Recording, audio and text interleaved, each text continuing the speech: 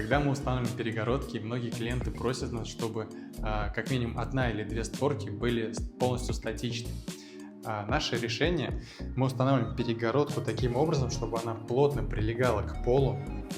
За счет этого створка уже влево-вправо не будет ходить, но такую перегородку мы не будем крепить к стене, и будет небольшой здесь прогиб, если мы будем на это место давить.